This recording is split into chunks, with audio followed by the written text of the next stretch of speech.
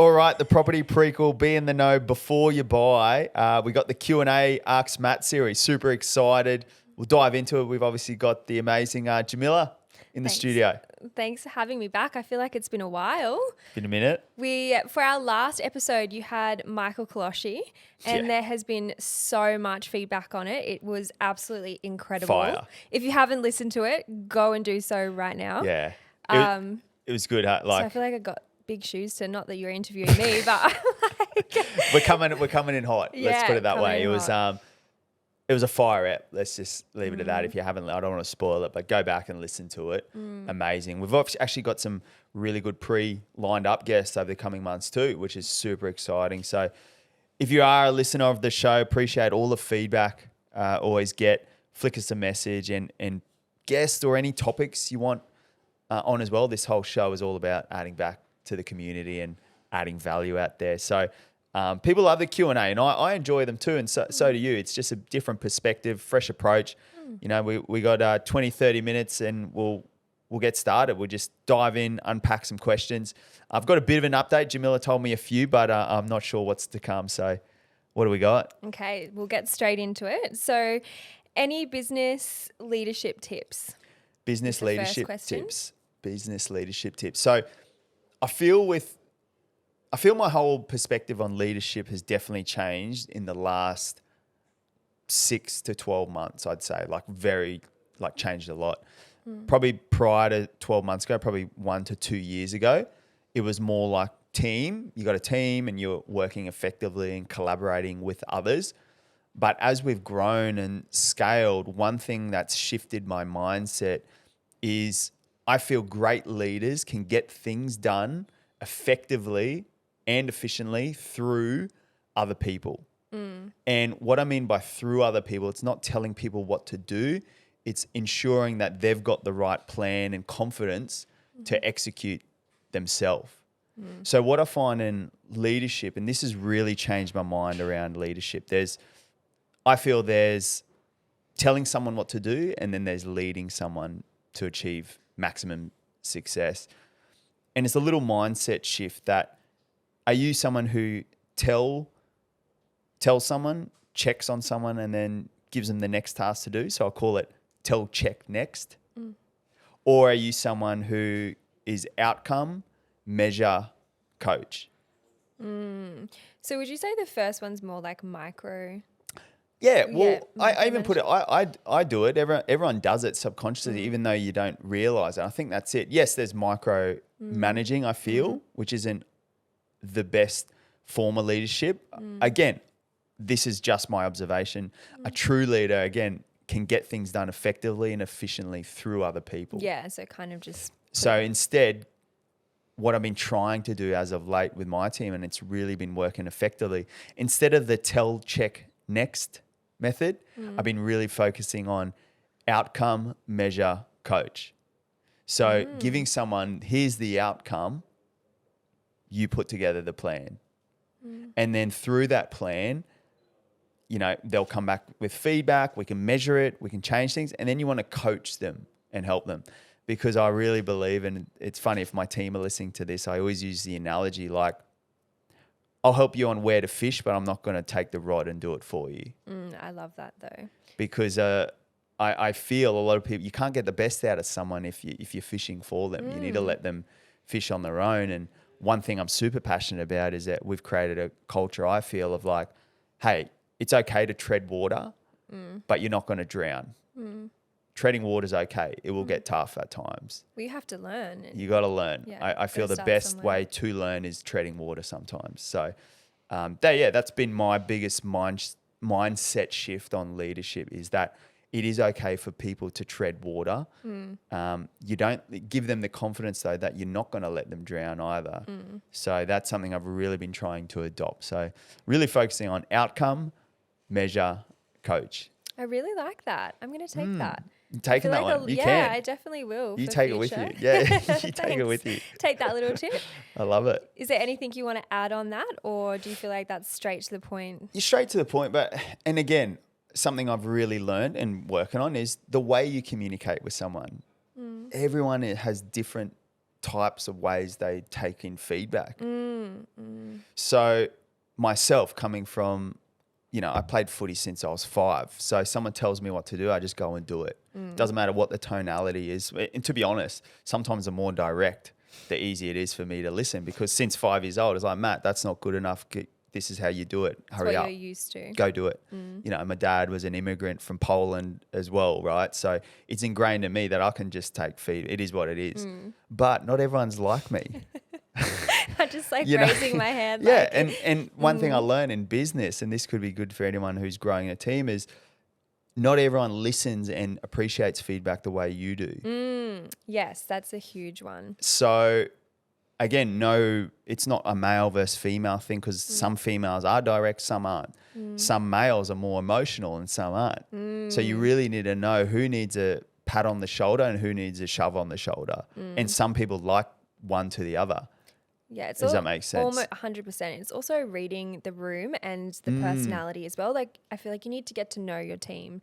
So how do they like to be communicate? You can't just go in people take information in different ways. So I feel like that's a great one to keep at the top of everyone's mind on, everyone receives things differently. So make sure you're mindful of it. Yeah, and just a quick one on the sport. Obviously, playing pro sport for most of my life, is the best coaches I've had are actually really good man managers, and they get to know you on a personal level. So it's not even about them being amazing coaches. It's just they understand what sort of person you are beneath the surface.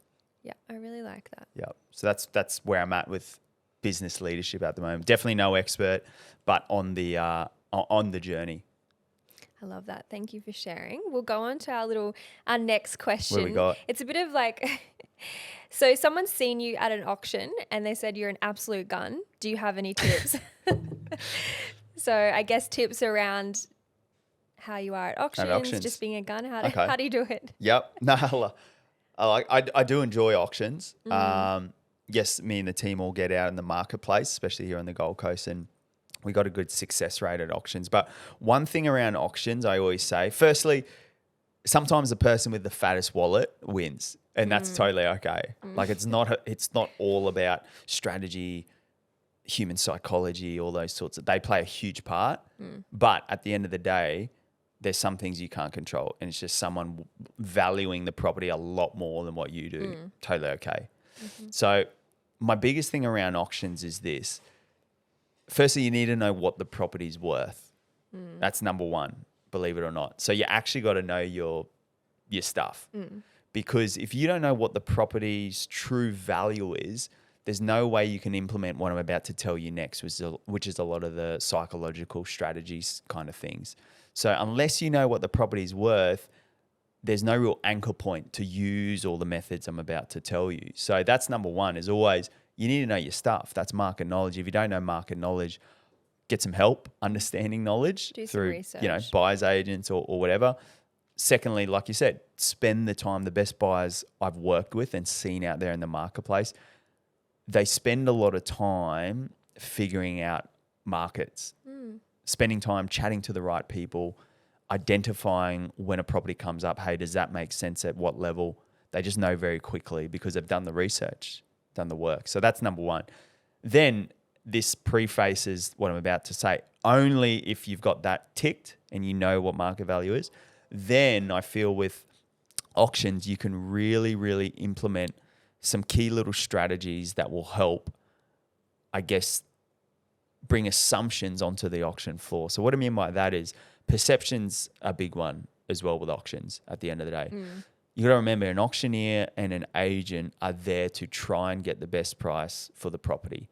The way they do that, I'm unpacking advice from a sales agent's side of things and an auctioneer. They want momentum. They want to create momentum. They want to create buzz. They want to keep it going. So for me as a buyer's agent, when we represent buyers, and a lot of our team have this mindset, is we actually try to change the pattern of momentum. So we really want to disrupt. Sometimes if it's moving too quickly, how can we do things to disrupt momentum? Okay. So, and again, another one I always try to highlight to buyers is, just because an auctioneer asks you, all right, another 500 on top or 20 on top, or can you go to $1 million? Can I get $1 million? They're saying that because that's the trajectory they want you to go on. But at the end of the day, you can actually bid whatever you want, realistically. So I'd like to sometimes change the pattern of the bidding is another one, because pattern change causes people subconsciously to think, well, what is happening right now? This isn't normal that someone has just bidded out of sequence. So that's another key tip to buy. So if you can change the sequence of the auction floor, you can sometimes cause other buyers to question what they are not only doing, but also putting more pressure in their thoughts and minds on like what's next. Because my biggest tip on auctions to finish on is he or she who has the decision in their hands is under the most pressure. So I really like to bid strong and fast, knowing my walkway limits. I work backwards from that because I want the decision on other people. Because if you can disrupt the pattern plus put the decision back on them, it's a lot of stress for people in a high pressure environment where an auctioneer's at you, there's crowd, it's closest thing to public speaking, auction floor. So a lot of people aren't comfortable. Yeah, so it's kind of like throwing people a little bit. Because it is, right? If we won an auction the other week, two of them, and one of them was at 2.5 mil, and another one was at low 5 mil. That's a lot of money for people. So putting in a pressure cooker environment is enough as it is. It's spending that amount of money is a lot of pressure too. Throwing on top that they're getting asked to, well, what are you doing? Are you the auctioneers at them like, oh, can I get 20 out of you? Blah, blah, blah, blah. Everyone's at them. There's people around, their neighbors, their friends. It's a lot of high pressure environments. And so much noise at the same time. Noise everywhere. Yeah. So that's a big tip. And I'll give away one of my secrets. I'm not going to give away too much, but one of my key secrets is body language. You have always said that. I did go to an auction with you once, and it was really amazing to watch you, how you are and everything like that. And you did say body language was a big one. Huge. So much so, part of my biggest strategy is reading other people's body language. Because I can tell you right now, 90% of our wins that we've had for clients, which is amazing, has come from me telling the client, hey, it's us and one other buyer, and their body language is signaling to me that they're out at this level. And I tell them to the dollar, like they're going to be out at this level. So take note if I'm looking at body language. So if you're a bidder out there or a buyer wanting to be better at buying property, take note of the body language you're holding in the room. Great tip. But that's it. I can't give away too much. I was going to say keep the rest close to keep it home. up my sleeve. Yeah. I think that's a great tip, and I'm sure people can take a lot from that. Yeah. So we'll move on to our third question. Yeah, what we got? So what was your pivotal moment to make the change to create your business? Ooh. I heard Mel Robbins. I don't know if you know Mel Robbins. She's got the 5-second rule. She's awesome. She's a great speaker. I don't know. I think it was her. She said something like, when you're feeling stuck, you have that feeling of being stuck, right, in life. Don't know what's next. And you're just feeling like nothing's happening. She said, don't get too anxious about that feeling. Sometimes all it is that you've hit a growth zone. You're not growing anymore. And I found that really, really insightful, because there's moments in life where we feel like we feel like it's nearly like an anxious feeling of like, I just feel stuck. You know, people say they feel stuck. So what I've adapted is, after learning off Mel Robbins, is that feeling of stuck is more so you're ready for your next level of growth. Yes. You're needing something You're more. needing You're some growth level, because Tony Robbins says it too. Like, if you're not growing, you're dying at the end of the day. It's either one or the other at the end of the day. So one thing for me, to answer the question around the pivotal moment to starting a business, I remember it. I was driving up and down. I had this job, and this is a good one, right? I had this job. I've come out of professional sport. It was a little transition job. I was doing some coaching with kids and stuff at the Gold Coast Titans, the team I played for. Couldn't have asked for a better job, in all honesty. Like, fulfillment, coaching footy to kids, you know, how fulfilling is that? You know, meeting all their parents, training young Johnny, and you know, seeing his growth in other people. Like, it was just amazing. Paid fairly, hours were sick, never worked Fridays. Like, it was just the like dream job. The dream job. Yeah. Like, who could complain, right? But the thing is, everyone is different. And for me, I remember driving up and down, and all I do is listen to business podcasts. So it was a 45-minute drive to the training base up there in Parkwood. I lived on the southern Gold Coast. And in those times, all I did was listen to podcasts, like always. Never listened to the radio or music. It was always something around business. So my mind was starting to learn business and understand it and things like that. And I guess what I was starting to feel as well was it was nearly like my job was too easy. Like, footy was very easy. Like, it was my whole life, right? You needed a challenge. So, yeah. And then I heard Mel Robbins talk around those sorts of things. And what I said to myself was, look, I could stay in this job, earn an income. It's awesome. Get a lot of fulfillment. But for me, I want challenge. I want a new challenge now.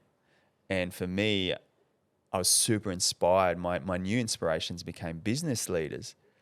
So I was like, if I've only got X amount of time on this world and I don't at least have a crack and see what the business world is like, I'll die regretting that decision of not having a look at it. Go for it. Just go for it. And one of the best decisions I made was, I remember it, I had no clients. I just thought of this business idea, like the Sarama Group, where it is today. But that all started, I had an idea. I was like, yep, I'm going to do it. This is my biggest tip to people. Sometimes you have to cut your comfort to get to your next level. Oof. So what I did was I actually walked into my manager's office at the time, had no clients. The business just got a logo. I said, hey, I'm handing my resignation in 2 weeks. Yeah.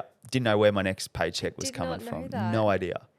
You backed yourself 100%. And now I look back, it's the belief I had in the opportunity and myself. So my biggest tip to anyone out there who might be at literally where I was 3 years ago is to cut your comfort. So think of it, is it the job? Is it the person you're with? Is it the surroundings you're about? Is it the noise you're around? Just snip them off. Snip it off. Would you even say, in a business way, like taking the leap, like just going for it and don't just take the leap. Let's jump. Okay. And to be honest, it's funny, right? You hear it all the time. Just cut it. But the difference is, I think the most successful, they actually execute. And they do what they say they're going to do. Everyone says they're going to, I'm going to do that, but it's fear. It's like they hesitate before they jump or they take the leap. Because there's a solid fear right here. And that's what I mean. You got to cut the fear loose. Because before you take it, because I believe all fear is false evidence appearing real. You say that quite often to me, actually. It's always a really good reminder. Yeah. I have. So that's what I think around fear. It's false evidence appearing real. So sometimes you have to cut the comfort to achieve the goal you're desiring. Yeah. So that, to answer your question, was how that business idea came to life. It was feeling stuck. It wasn't feeling stuck. It was just, I needed a new growth challenge. Life's too short not to grow. Give it a crack. Cut your comfort. And you've never rest looked is back. history. And this is what I always say to people. Yeah, everything's going good now. I love what I do. Don't get me wrong. But I'm sure there'll be another time where it's a new growth chapter. Because at the end of the day, I did this values exercise and I uncovered like my 3 core values as a human. And one of them was growth. So again, everyone's different, right? But for me, I love learning. I love growing. If you don't grow, you die. Yeah, that you do. Yeah. Love it. Okay, well, we'll go on to the next question. So this one's more like of a personal question, but what's your favorite book at the moment? What do you talk about growing and learning and so what are you learning from at the moment? Very topical. Probably there's a guy named Dan Martell. Last 6 months, I've just really got into his content. He does a lot on YouTube too, Dan Martell. This would probably suit a lot of people in business. But even if you're not in business, even as a employee, I think it will be really good to learn his principles. But he's got a book called Buy Back Your Time, which I'm reading at the moment. Buy Back Your Time. And why I love it so much is that a lot of people today are drained by doing things they don't either enjoy or that sap their energy. And the mindset is, I'm the only one who can do that task. But the truth is, in order to grow, you need to let go. And I've just been, after reading that book and learning things around the buyback principle, he calls it, you need to buy back your time. I'm just thinking of things that I'm not as good at. I'll pay someone to do it. And looking at every area of life, a lot of people, small one as well, like cooking, cleaning, ironing, everything, just thinking of ways you can outsource those. At business, emails, everything. Like I've got an assistant now who's been really helpful in developing all these systems around my inbox and stuff like that because firstly, I don't enjoy it. I find it as low dollar productive time because I really enjoy getting in front face to face with people, helping the team grow. That's my creative zone of genius. So if I've got, say, I generally work 6 days a week. If I've got 6 days in the week working, I want to make sure they're the best use of my time. 100%. So it's as simple as that. So the buyback principle essentially says to wrap it up, definitely get the book, but the key principle I took away from it is something called the pain line. So Explain. Everyone in business will get to a certain pain line. And all the pain line is you get that feeling of either wanting to sell, either wanting to scale down, or just quit, right? But what it says in the book is that feeling of hitting a pain line, all it is, it's called a complexity ceiling. Complexity ceiling. Okay. So to get through the ceiling, all you have to do is figure out the puzzle in front of you. Okay. And the good thing around puzzles is they all have solutions. So what you need to do is work on, and this is what he says, having a look at, don't stack your company with more people. Try and stack people who are going to win back your time. So because more people you put on, the more stresses, the more, problems and things like that. Instead, he sort of says, create systems and processes and invest in people who are going to win back your time. And then it'll give you more space to solve the puzzle, because we can never solve puzzles when we're under too much thought and feeling, I feel. So it's like that saying as well, where energy goes, energy flows. Definitely, so it's like you need to be able to put it into higher, whatever you were saying before around where your energy is best used, and then getting the people that are qualified in those areas to do that stuff, so you don't need to think about it, and then everyone's in their lane getting it done. So I really like that. Definitely. Definitely. Good And a tips there. little exercise. There's actually an equation in the book, but simple one, just for figuring out like your dollar per hour value too. Like how much, have a look how much you're earning right now, divided by X amount of time you worked last year, take out the holidays and things like that. That will give you, a figure. And then if you divide that figure, they say like by the hours in a week, you'll get like a rough dollar per hour value. And then if there's tasks that you don't enjoy doing that are less, and you could pay someone less than your dollar per hour value, well then you're better off paying someone else to do it. Love it. So, but yeah, that's my favorite book at the moment. Definitely Buying Back Time. Grabbing that one and getting stuck into it. Is that a new book that he's released? I don't know. I don't think so. No. I was going to say I haven't heard of it before, but he is really good. Yeah. Yeah, really good. Again, time and energy is everything. Yeah. So I'll help you manage that better. Great. All right, everyone go get a copy. All righty, we'll go on to the next question. So we're getting through them. So tips to try and get a deal in a fast-moving market. In a fast move, this is I'm saying this to a lot of people right now. What are we, just after Easter now? This would be recorded and live. So my biggest tip going in a quarter two for buyers is, if you can buy strong today, you will capitalize on tomorrow. The key thing where buyers are making mistakes is they're trying to buy yesterday and they end up paying tomorrow. Yes. So they're always chasing the tail towards tomorrow's prices. At the moment, there's low supply, high demand. So more than ever, it's strong. Like I'm talking on the Gold Coast and Southeast Queensland. I've got all my contacts up there too. They're all saying the same thing. It's pumping. Like it's hot. Interest rates, if anything, are going to come down. That's the chat too. So what that is bringing more confidence to the market. So with low supply, high demand, all that's going to happen is prices will continue to put upward pressure on.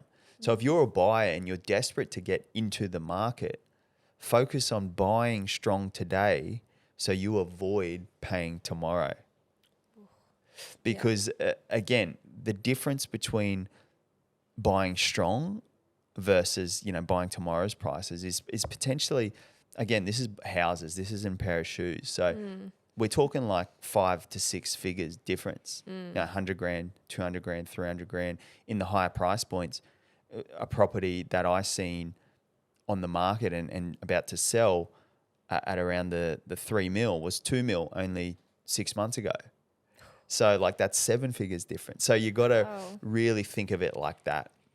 So I'm always seeing buyers who keep missing out is that they are so focused on trying to find yesterday's prices. Price, yeah. Yeah. And then probably the biggest one, I say this to all of my clients too, is price, condition, location. You need to balance all three in unison to find the right property. I feel if you are a buyer at the moment, just really narrow in on those three: price, condition, location. What are you comfort level, willing to spend? What location do you want? And then what condition of the property are you hoping to achieve? And if those three are in alignment, you should be able to act fast. But the problem is, for a lot of buyers, I'm sensing in this market is they just need constant checking of those three things, because again, every 3 to 4 weeks, the market's moving constantly. So that's just my biggest tip. I think it's more of a mindset shift on looking at the property itself. That's how you'll get a better deal today. Some solid tips there. Yeah. It is a fast market though. Yeah. It's getting faster. Yes. Yeah. Definitely. Yeah. Alrighty, we'll go on to, is there anything else you want to add on to that, into the market? No, it's all. Again, don't be afraid to. Like, as long as you've done your due diligence and you're confident around the property. And your find a lot of people get analysis by paralysis or paralysis by analysis, where they don't do anything. So those types of buyers as well, just be mindful that if you are scared, or just get some help or do all your due diligence first, because you really need to be acting with confidence in these types of markets. 100%. Yeah. Alrighty. So how has social media and having the podcast impacted your brand and business? A lot. Yeah. Definitely. Yeah. No, it's been good. And the reason it has is I put it around leverage for time, right? So why I love marketing and then things like social media and podcasting and things like that, it's allocation of time and what I can get on the receiving end. So what I mean is this, like podcasts, for example, I did a keynote speech with all the best buyers agents in Australia the other week. And one thing I said to them, there's a lot in there asked around podcasting, and look, there's way more podcasts now. It is becoming more saturated. To me, it doesn't matter. I don't care. I'm more seeing as like, all right, I'll sit with someone for potentially 45 to an hour, right? We're getting it filmed, which could be, I could leverage that onto long form.